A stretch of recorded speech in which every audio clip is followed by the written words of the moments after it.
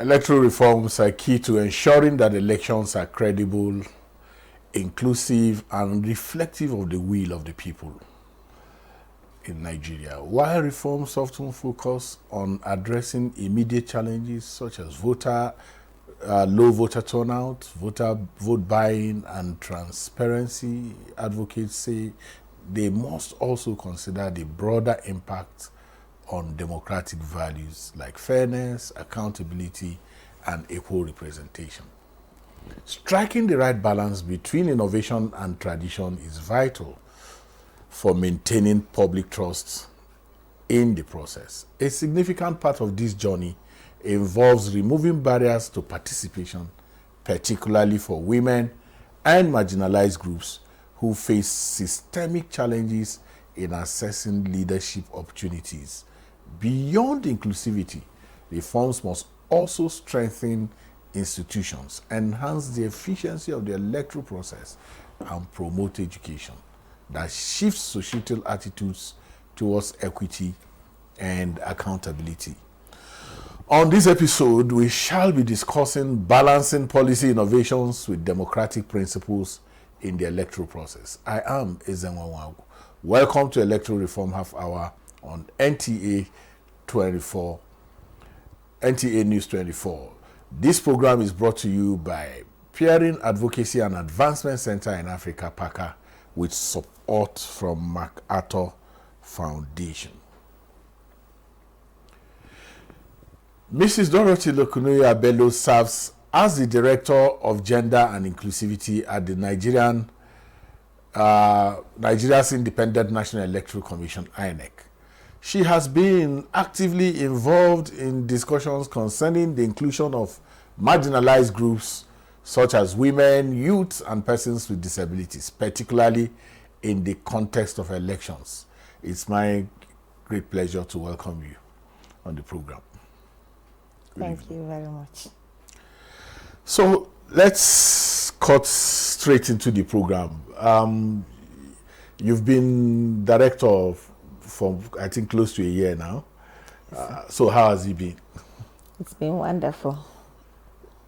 Gender and inclusivity, what are the challenges that you've confronted, and what are the possible things that you have seen that needs to be improved as we go forward? Well, generally inclusivity is a key to a credible election. So opening up space for inclusive participation by everyone is not just something that one has to beg for it, but it's something that is there by law, because the Constitution have said that prohibits discrimination. Also, the Electoral Act has prescribed that there should be fairness and protection of interests of all, and our own national gender policy is talking about against discrimination and building a just society. We also have our own INEC policy on gender policy. We have a INEC framework on access for and participation of persons with disability in the electoral process. So all these policies, and even we have a framework for voting for internally displaced persons. This is just laws that create space and policies that for persons that are marginalized to be inclusive, and we have a participatory democracy by everyone. So it's been interesting, yes, seeing that the work in inclusion, even though it's a challenging one, because the space has been slim for the marginalized, but INEC is not getting tired of working towards seeing that this electoral process is quite inclusive. So what's the benchmark with which you are using to measure your, inclusivity, especially for women and people living with disabilities? Well, I think to measure the inclusion part, we've been working in terms of advocacy with relevant groups, both internally and externally, to see that the space, especially for women, is there is space in political party for them to participate effectively, and even person with disability, there's space for them to participate effectively. But without that space, we cannot say that they are actually doing too well. So the challenge is for all the relevant stakeholders to see this inclusivity as what it's supposed to be done, not what they are supposed to be begged to open that space.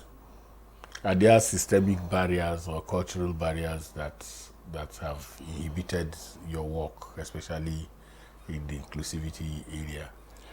Well, the systemic barriers or cultural barriers, I can clearly say are barriers we know, like the ones that inhibit women generally, the patriarchal thought, the mindset that women are not not to be seen as being elected. It's a barrier. Even person with disability are seeing them as if they cannot be elected. It's a barrier that is there by mindset, and also the culture of maybe late meetings and money politics. All these are barriers that can reduce the effective participation of this marginalized group. And we in INEC have been working assiduously to see that these barriers are closed, the gaps are closed by doing advocacy, open sensitization, both to the electorate and also to the general public on opening of space, encouraging the participation. That is the reason why we do advocacy to traditional rulers. We work with civil society organizations to sensitize the electorate. We also work with, we also advocate to political parties through different ways to see that these marginalized groups are really carried along. So that these barriers that we have in our cultures are not really supposed to hinder this group of people from participating like every other person. I see. Why I asked that question is against the background that the law currently has made it mandatory for INEC to provide assistive materials for people living with disabilities, unlike in the past when it was. So are you getting cooperation from, for instance, people living with albinism, people who have virtual impairments and all of that, in terms of aggregating the data to be able to support what the law has asked you people to do? Oh yes, I can say we do. We are getting that cooperation because we work together with the group, and from the continuous voter registration, the data has been disaggregated and was projected from time to time. During that time of the continuous voter registration, you could see clearly the number of women that are registering, the disaggregated, the number of persons with disability that are registering. So we have data of those ones that we can use. However, as much that we did not capture from that before the continuous voter registration, we are also working with the organizations of persons with disabilities to see that all the necessary informations, all the necessary thing that the person with disability need to do to participate, they are carrying them along. And working with those groups has made it easier for us because they relate very well with the disability groups, and they also inform us very well on what we need to do in terms of what we do not understand, how to do it. And I think some of the successes we get is because we have been having synergy working together. Yes, but there are also challenges that are, in terms of the fact that some of the facilities that are used and infrastructure used for election are not owned by INEC. Oh, exactly. For instance, the buildings and the rest of them. And they are, from your department really, is there a synergy with other government institutions in terms of helping to create that enabling environment to support, for instance, people with wheelchair and to come out and vote, and other people living with disabilities, especially against the background of the fact that you are not the owners of the facilities that you use for elections? Yes, I think in time past there was this discussion and I cannot specifically say this at the level it has reached, but in all our interactions together, and even not too long, we have also discussed with some of the groups on the intensifying that advocacy, because as you said, these properties are not owned by INEC, and INEC go to those properties maybe once in a while when there is election, but when you look at it, that institutions that they use or locations are also, there is need for it to even be accessible for, not just because of election, but even for the pupils that go there to school, because education is also need not to be discriminated. Everyone need to go to school.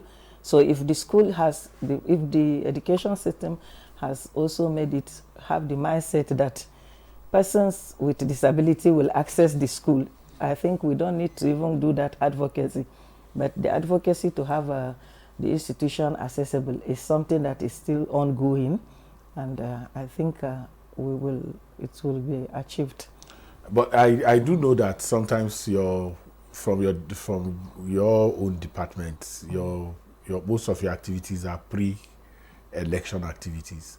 But the positioning of the cubicles, even though you are not the owner of those facilities, sometimes the way those cubicles are positioned does not. I don't know if you've noticed, if there's anything. I was in Odo, I was in Edo, and I think some of those issues resonated in terms of where people put voting cubicles on top of very high places and all of that. How does that, is there any way to remedy that for future? Anambra is coming in a year's time or thereabouts. Yeah, in terms of sensitization and during training, we equally also participate in that in order to highlight to the ad hoc personnel that need for inclusivity, the need to look out for certain things that will make other groups to be able to participate effectively, like the terms of giving a priority during voting, and for the person that are elderly and women with children, or pregnant women and persons with disability. So we also sensitize them to consider bringing the ballot, the cubicle down, not across the veranda where it makes it difficult for those people to access it. So I think it's a work in progress. We have been doing it, and we will continue to do it. We'll intensify it while we approach other elections so that it will be improved. We're going to go on break. When we return, I'll be asking you about women participation and how you are interfacing with political parties. We'll go on break now.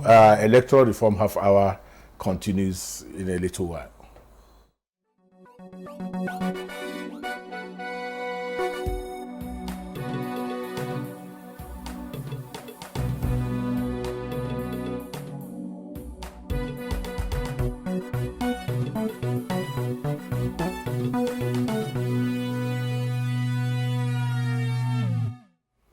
We're glad to have you back. We've been on with Mrs. Dorothy Lukunuya Bello, the Director of Gender and Inclusivity at the Independent National Electoral Commission. I was talking about women.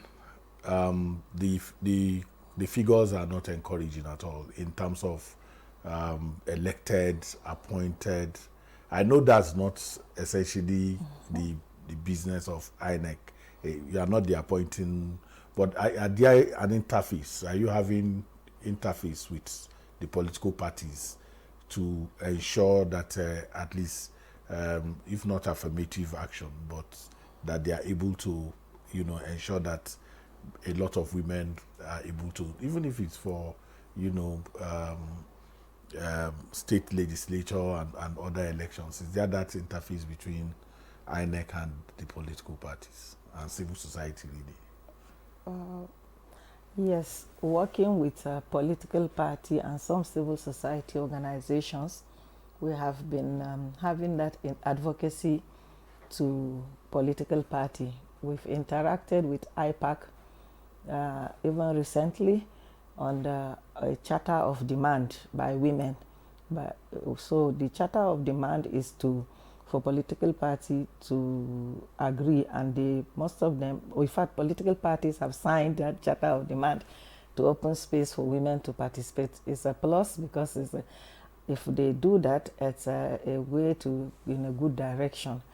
And we also want to interrogate some of the constitution of the political party and see where the political parties need to adhere to the constitution of their party to open up more space to see that women are getting more elected. Aside the mindset I said and the money politics that also stop or inhibits the active participation of women, I think if this space is open for the women, they will do very well. Are you for free forms? Are you part of those who are asking that women should be given? Well, whatever the political party feel it is good, that the women also think that will be good for them, I think there is no problem with that. But if whatever they can do to see that they own up to what they accept to do or what the law say, I think that would be fine. Even respecting the 35% affirmative action, and as it has been passed as 35%, if that is even respected in all aspects across board, I think it will improve the participation of women, both in appointive and in elective position. So there is, I know you are not in voter education, so I will not go there, but there are issues around conducting election in one day because of the gender angle to that, high cost of elections, you understand, which a lot of people also think affects women participation. Do you think there is this conversation about having all elections in one day? What's your thought around that? Do you think it will enhance participation of the constituency that you are oversighting in INEC? Well, we need to interrogate into that direction and see whether it is better for them. But for now, I cannot say categorically that it is better for them or not. But I think if also that is what the law will say, it will not be rejected at all. So what is the specific big issue for you in gender and inclusivity? What's that big thing that if it happens, you would feel very fulfilled as director of gender and inclusivity? Well, for the first and foremost, I would say that inclusion is the work of all stakeholders. So if everyone will embrace this inclusivity, it will make the work very easy because the work is already there. So all you need to do is to consider that this election or electoral process is not for men or boys, but it's for everyone, both men, women, and even young women. So I think that is the first thing. And going after that, if we can be funded very well, I think we can also reach out to numerous places and also get many of the stakeholders engaged appropriately. So when these things are achieved, I think it will help us a great deal. There is a conversation around voter registration in the early part of next year. And I don't know if you've paid attention to that in terms of the people who will turn 18 and, young women participating. Are you relating in any way with the voter education folks to be able to drive a campaign that helps younger women, who are turning 18 to embrace the voter education, the registration process that is said to be coming sometime in the beginning of next year? In fact, we have a program we do called Awareness Creation for Young Female voters, and we mentor them, we sensitize them as they turn 18 to come out and get their voters card. They also need to start learning what it is to be in politics, because if they don't understand it on time, they may, when they pass that level, they will not, they may be scared because of maybe not lack of the knowledge and what they hear around. But when they are young and they are sensitized, they begin, and they are mentored, they begin to understand what politics is all about. Because in school you can see boys and girls are in the same class, they are all growing together. So at what point will only boys know politics and girls don't know? So we do awareness creation for the young females. We've started that one, and I think it's a good one, because the female that we are able to sensitize will also sensitize their peer groups, and that way we will expand the sensitization, and the young ladies will begin to understand and begin to key into it. Those that turn 18 will get their voters card. Those that have interest, or those that want to listen to it even for the sake of understanding what is going around, participating effectively, they will be able to be exposed to understanding what is there. That is why we started a program, the sensitization program. From time to time we undertake that one. We've done it in Edo, we did it in Ondo, and I think we'll continue. Are you working with civil society? With civil society organizations, with community-based organizations. Universities? With there are some members of academia from time to time. So what's your own story? What's your passion? What drives you in this whole inclusivity thing? Because it won't be wrong to call you Madam Inclusivity and Gender. Yeah, so what is that thing that, because sometimes your own personal story has capacity to inspire, you know, those young people who are watching us. What was that thing that got you to the point where you even chose to work in INEC and then get to where you are now? I may not be able to tell all my story, but I think inclusivity is like a passion to me. And I realize that when you do something that you have passion in it, you will feel like doing it all the time, and you will feel like doing it very well, and you miss out if you don't do it. So working with the organizations and the persons with disability, I feel so fulfilled. The same thing with working with the women group. I love the efforts, those that are coming out, the efforts they put. I love them, I love it, and it makes me feel like doing more. So if I have opportunity, I think I will do more in terms of inclusivity. This is where we're going to have to be drawing the curtain on this episode of Electoral Reform Half Hour, and we wish to specially thank Mrs. Dorothy Lekunuya Bello for your time and contribution on the program. Thank you very much. Electoral Reform Half Hour is brought to you by Peering Advocacy and Advancement Center in Africa, Parker, with sponsorship from MacArthur Foundation. We are live every Saturday from 8:30 p.m. to 9 p.m. with a repeat broadcast on Sunday at 2:30 p.m. on same station. You can contact us on our social media handles showing on your screen. Thank you for watching. I am Ezen Wawawu.